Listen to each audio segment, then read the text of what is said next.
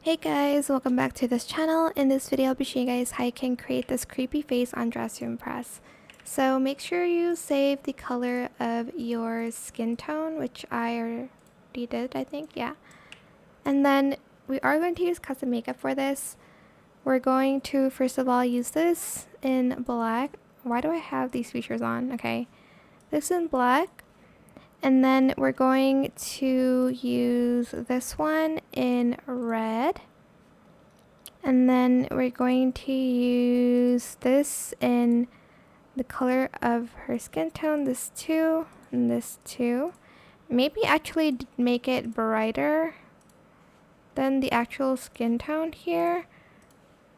Maybe use this one instead actually. And lastly, we are going to be using this for the eyes in black. And that is how you can create this creepy face on Dress to Impress. I hope it was helpful for you guys. Don't forget to like, comment, share, and also subscribe to this channel if you haven't done that already. If you have any more questions about this video, just leave it in the comment section down below. I will try my best to answer them all for you guys. And if you found this video helpful, please click the thanks button as well. That is it. Thank you so much for watching. Bye.